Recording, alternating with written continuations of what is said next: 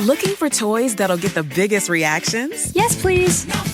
Walmart has jaw-dropping toys like For Real Daisy Yoga Goat. Awesome. Razor Crazy Cart Shuffle. Whoa! Hot Wheels, Bluey 3-in-1 Airplane Playset, and more. Aren't you gonna say cool? I'm saving it for the holidays. Smart.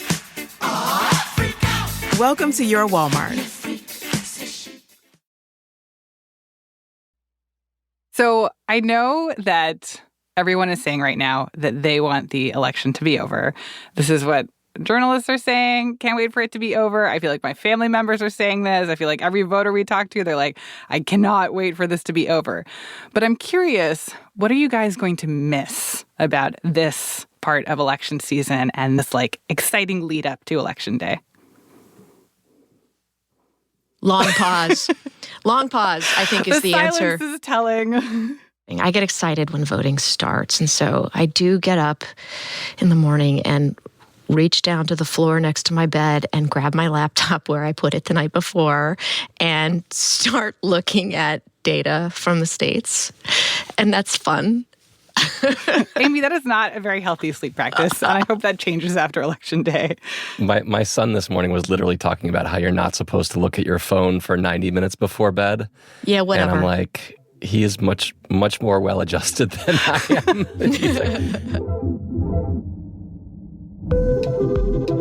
Welcome to the campaign moment on this Friday, November 1st. The election is next week.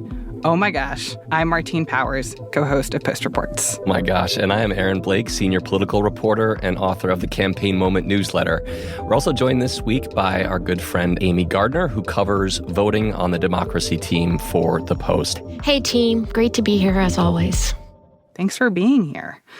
Okay, so as you both know, this has been a very busy few days leading up to Election Day.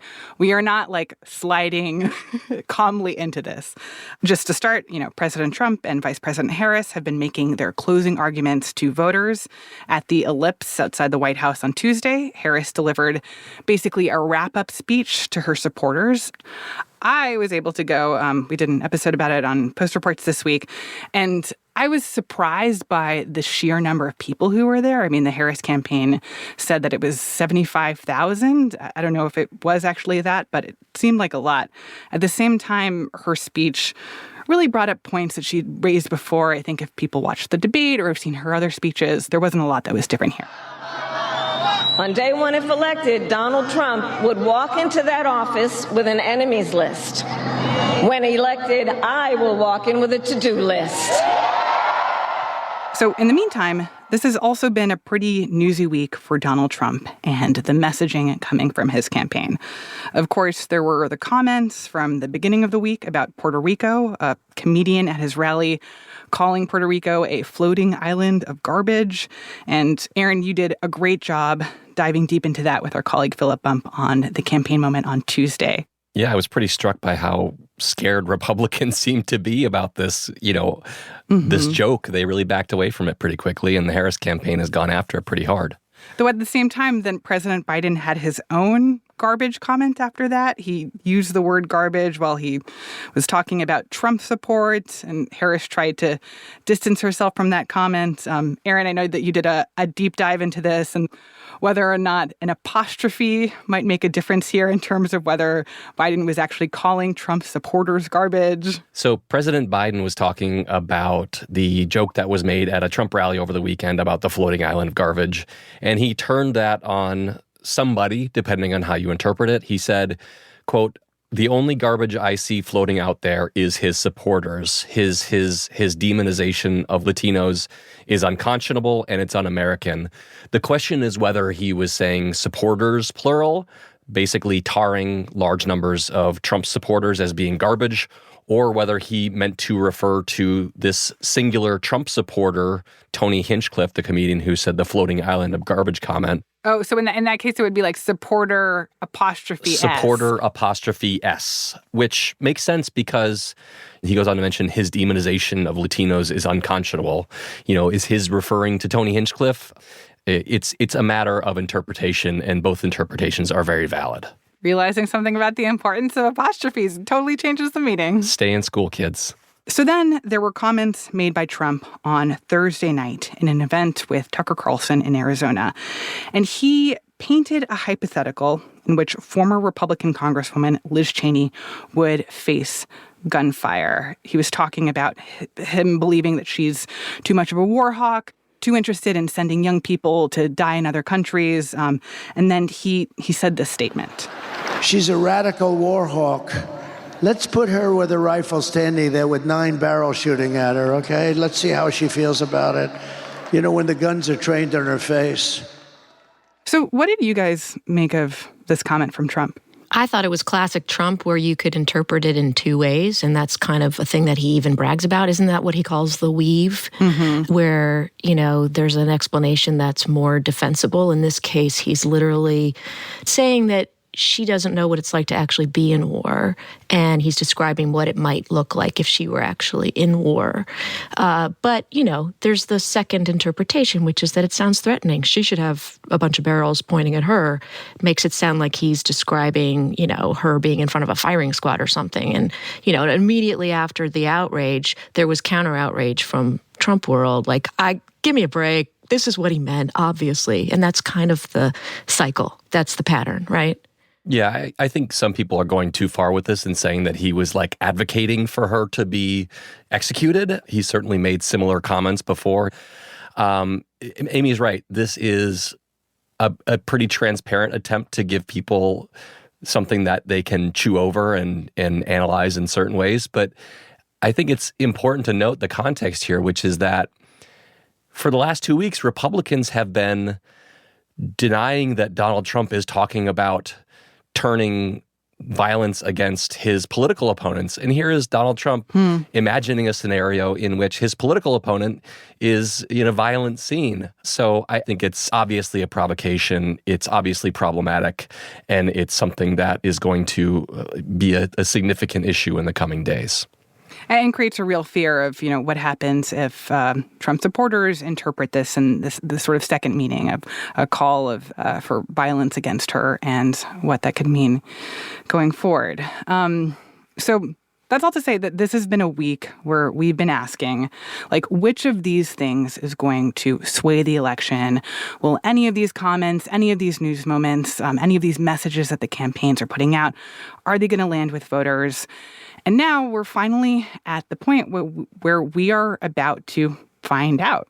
We're about to see, like, do voters care about this and what is going to happen? Yeah, and so today we're going to dig into the latest polling in the 2024 election, as well as what the early vote looks like, which is Amy's specialty, as we head into the final week of the campaign. We'll also talk about lots of other stuff. So, Amy, last week, I think it was, you and I talked about the latest with the early vote. It's now Friday morning, a few days before Election Day. And I wanted to know, as you've been reviewing the numbers, have your thoughts on where things stand changed? What are the things that you're noticing right now? Well, my thoughts on what we can glean from the early vote in terms of who wins haven't changed. We don't know. And anybody who tells you otherwise isn't right. That's my declarative statement of the day. However, 66 million Americans have cast ballots already, which is amazing. That's a figure from Michael McDonald at the University of Florida, who tracks early voting and is really great. And what I am seeing is a remarkable and potentially historic and potentially permanent shift. Early voting is really popular this year, more popular than it's been ever. And I think it makes a lot of sense. We're a culture and an economy that's based on convenience, right? We order food from DoorDash when we are hungry, and, you know, we watch our shows on demand on our streaming platforms, and we should vote when we want to vote and when we can vote. And so we're seeing that really, really powerfully this year. And one of the reasons we're seeing it, of course, is because Donald Trump effectively gave his supporters permission to vote early, which he had not done previously. He has trashed early voting, maybe not as much as he trashes mail voting, which he still does. But he basically and his allies have really, really gone hard in on the message that please vote early, because their prior messaging was strategically damaging to him. Leaving everything up to the chance of Election Day is a strategic error. It's an unforced error. It rains, it's cold, I'm sick, I forgot that I have to take my kid to swim practice. All those things can intervene, and things are left to chance in terms of turnout on Election Day, whereas with 14 or 30 or whatever number of days of early voting, depending on the state you live in, creates additional opportunities and less to chance.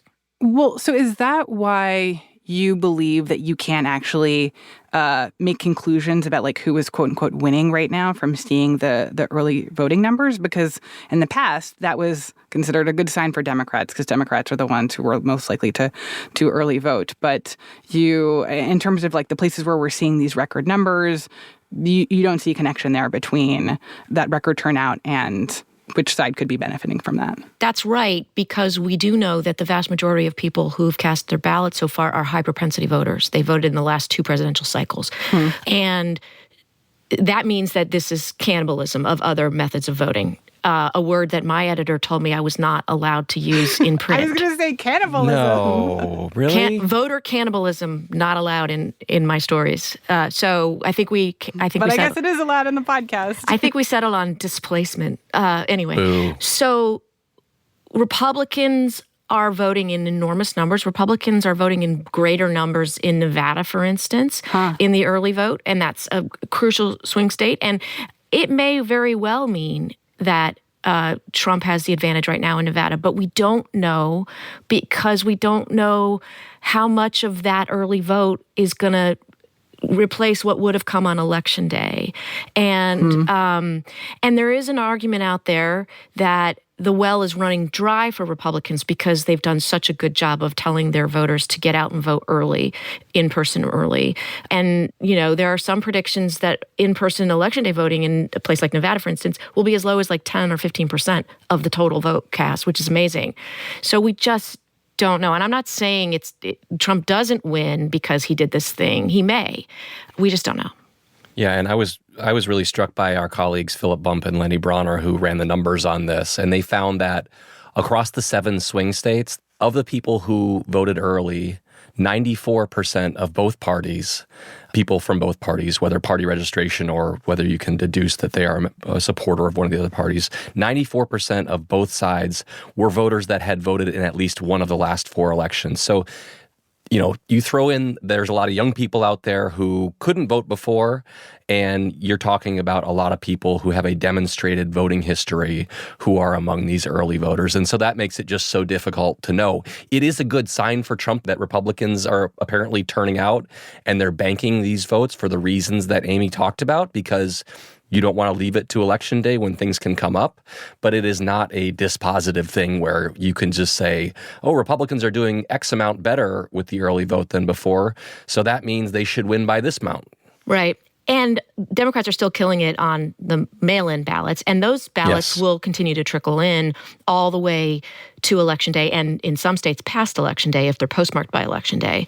So that's the sort of red mirage that we talk about sometimes, where it looks like Trump is ahead or the Republican is ahead, in a place like Pennsylvania in particular, where they can't even start processing those mail ballots until Election Day. But then the mail vote number continues to tick up for, in this case, Harris. And I do want to ask briefly about North Carolina specifically, because we had so many conversations a few weeks back about the fallout from Hurricane Helene.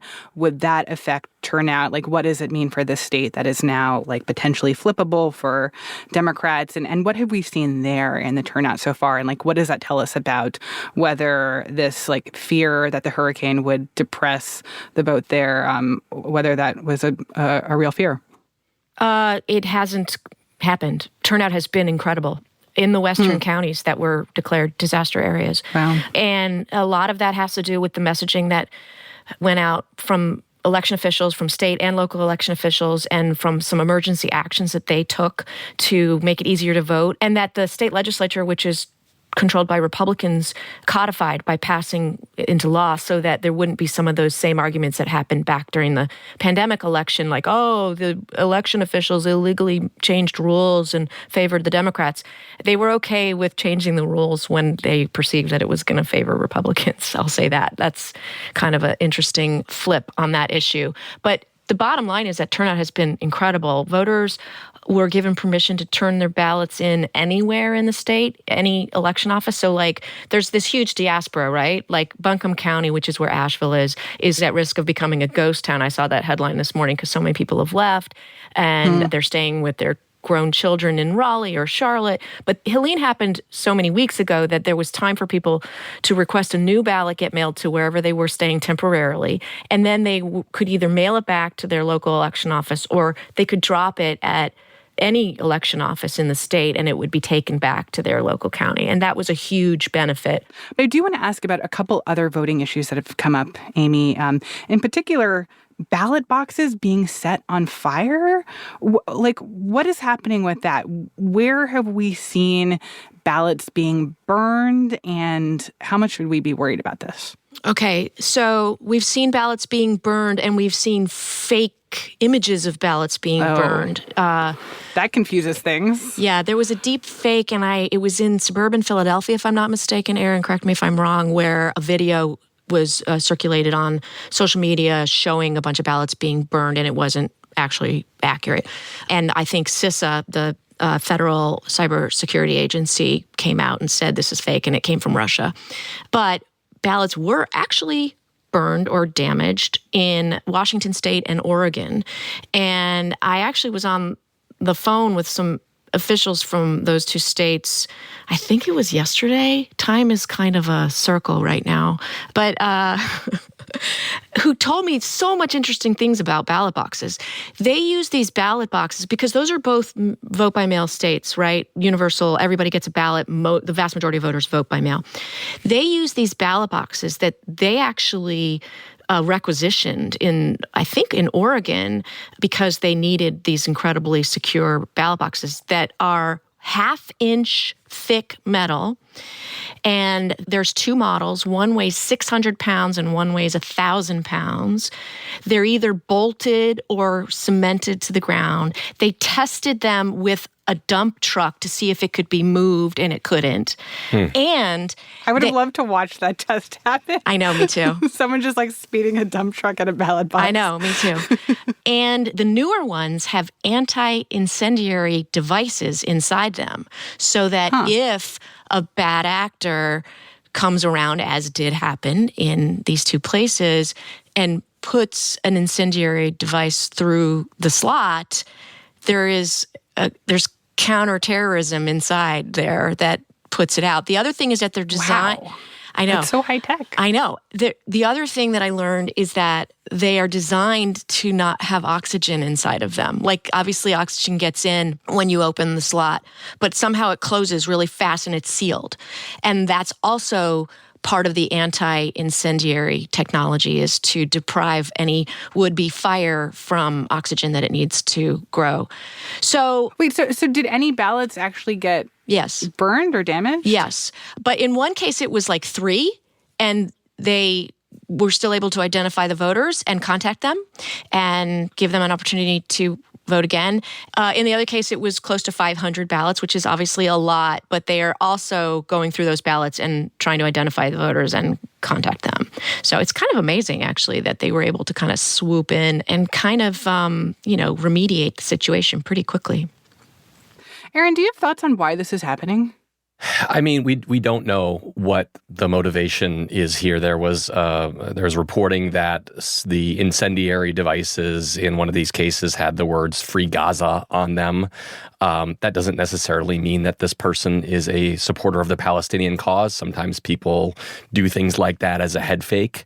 I think it's worth noting that before this happened, like mere days before this happened, there was a report from Wired magazine about the Department of Homeland Security basically warning about this exact thing, about ballot boxes being targeted. I think their reasoning was that this could be election deniers who are trying to, sow chaos and target these ballot boxes, which have been the subject of so many conspiracy theories about voter fraud. And the other thing I think is important here is that, it seems like a limited number of ballots were actually impacted, and a lot of these people whose ballots were damaged have had the opportunity to actually vote and have their votes counted.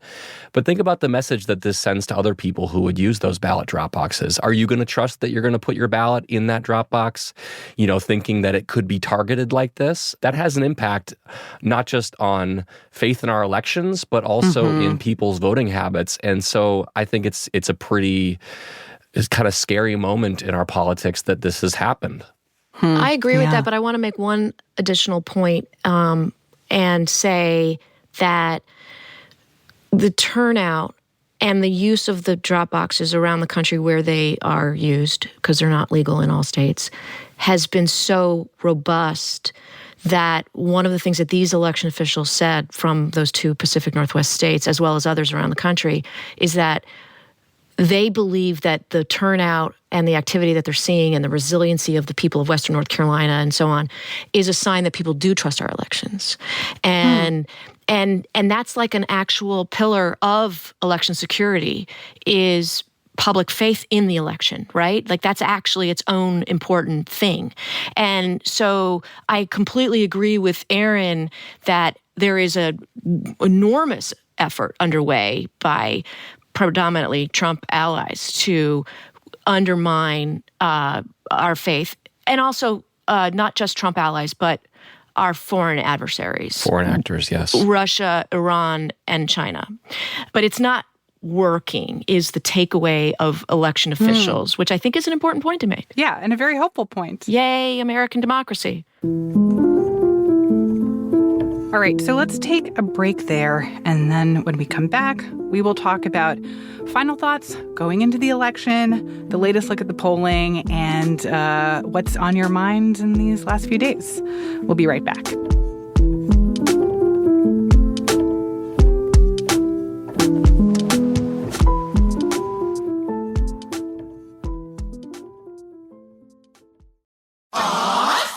Looking for toys that'll get the biggest reactions? Yes, please. Walmart has jaw-dropping toys like For Real Daisy Yoga Goat, Awesome. Razor Crazy Cart Shuffle, Whoa! Hot Wheels, Bluey 3-in-1 Airplane Playset, and more. Aren't you gonna say cool? I'm saving it for the holidays. Smart. Welcome to your Walmart.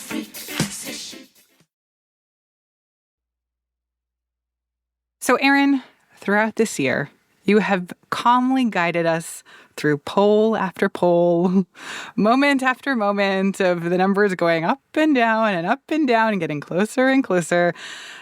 Where does the race stand right now?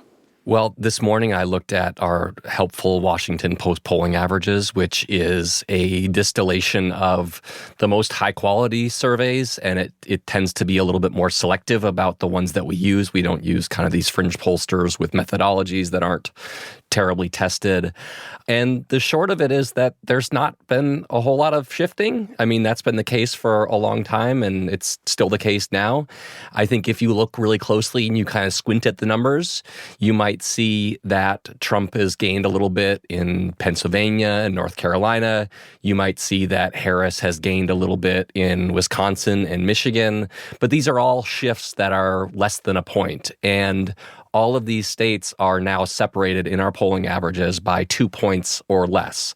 So, which is within the margin of error, is that right? I'm getting the parlance now. You don't even need a full margin of error shift in order to shift this race completely in one direction or another. You need to basically shift it half the margin of error, because the margin of error is usually about 4 points. So I think the best way that I have seen this distilled is from a user on X named John Gans. And his quote was this. He said, "So the forecasts say it's 50-50 and could be a blowout either way. This is not information. This is identical to not knowing anything," which I mean, like, that is such a distillation of where we're at right now. Like, 2 points shifted one way and Trump wins all 7 swing states. 2 points shifted the other way and Harris wins all 7 swing states.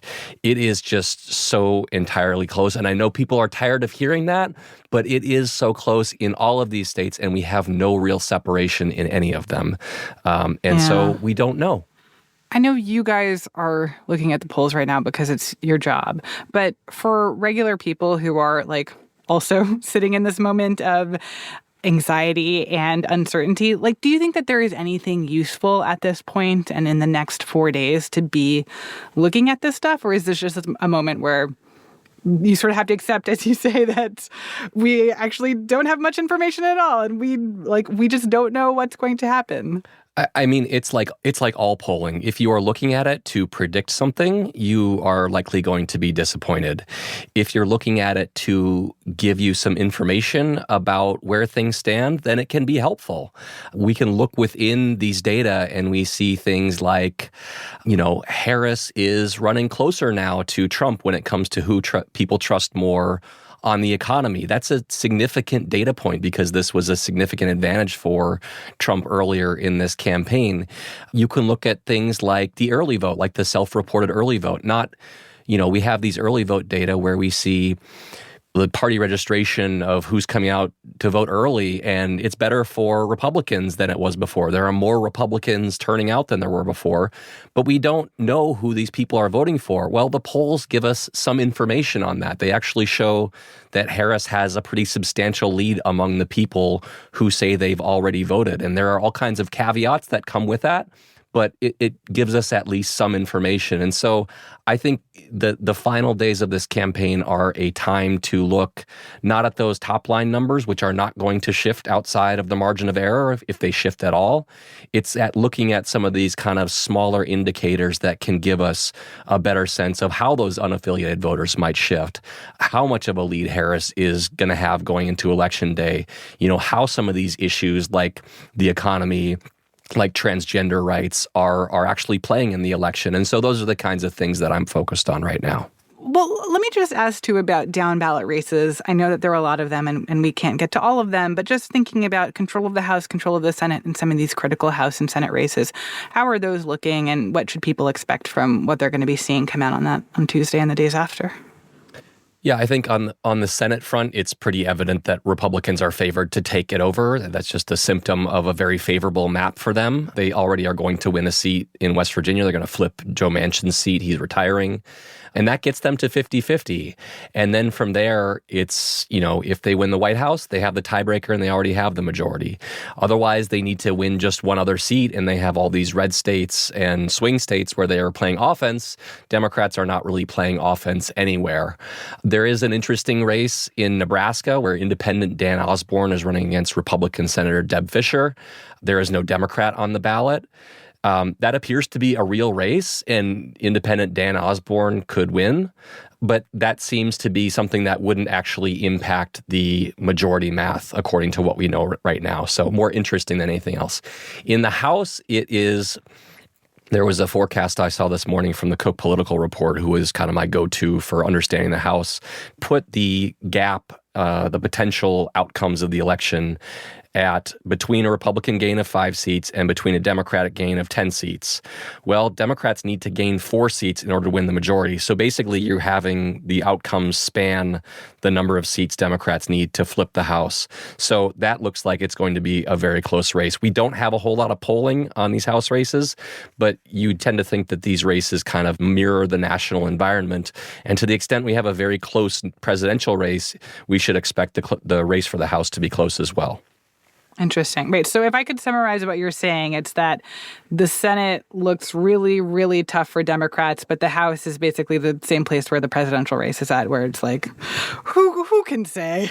Yes, I think the Senate is the race that we think we have the best understanding of, and we can say who is likely to win it. Everything else is pretty much a toss-up at this point. All right, so I want to ask one last question before we wrap up here today. Just thinking about this as a moment of reflection in these final days before this whole thing is over. What has it been like for both of you to cover this election? I usually don't wish for these things to be over. Like, I write about campaigns, all the time. Yeah, like this is your time even to when shine. when it's 15 months away, I've got an eye on the campaign. So it's often like a little bit sad for me that like it's coming to an end and like I don't get to write about a campaign anymore. I guess the good news is that it probably won't actually be over on Tuesday or even next week. Like I don't think that's still good be news. talking about these things for weeks and weeks on end. So enjoy that, America. There were 2 weeks in the month of October where in each week I flew 7 times to various places, and I'm too old for that. I was so tired. I just can't do it anymore. So Racking up those miles, though. I am so racking up the miles. I'm about to be 1K, baby, on United Airlines. Gold, platinum, whatever it is. Amy needs a beach. We're going to put Amy on a beach with those miles. All right. Well, on that note, let's wrap it up. Thank you both so much for chatting today. Super fun. Thanks. Thank you. Amy Gardner covers voting for the Post. And before we go, make sure that you are subscribing to the Campaign Moment newsletter. We are going to be watching things all election week, of course. We'll be having a preview on Monday. We'll be wrapping things on Wednesday. So keep an eye on your inbox for the Campaign Moment newsletter. Aaron has told me about his intended sleep schedule for election week, or at least election night, and not going to sleep until, 4, 5, 6 a.m.? That's how committed he is? This is a real dilemma because I think last time I just powered through all night and stayed up until 2 o'clock the next afternoon. And I don't know, my gosh. I'm over 40 now. I don't know if I can handle that this time. That's too much. That's We'll too see. much. So for folks who want to or have not yet subscribed to the Campaign Moment newsletter, we have a link in our show notes and at postreports.com on how to do that, because clearly you do not want to be missing anything that Aaron is writing next week. Also, if you're listening to this episode on Post Reports, make sure that you're subscribed to the Campaign Moment podcast. We're going to be publishing a steady stream of extra episodes next week, dispatches after Election Day. As we say, we don't know how long this is going to last until a winner is called. And so you're going to hear a lot on the Campaign Moment. Make sure that you are following the Campaign Moment on your podcast app. Today's episode was produced by Eliza Dennis and mixed by Sam Bair. It was edited by Lucy Perkins and Mary Jo Murphy. Our team also includes Maggie Penman, Rena Flores, Monica Campbell, Ted Muldoon, Alana Gordon, Ariel Plotnick, Bishop Sand, Rennie Spernovsky, Sabby Robinson, Emma Talkoff, Sean Carter, Peter Bresnan, Laura Benshoff, Allison Michaels, Renita Jablonski, and Alahe Azadi. I'm Martine Powers. And I'm Aaron Blake. Aaron, I will see you next week for Election Day. Let's do it. Woo!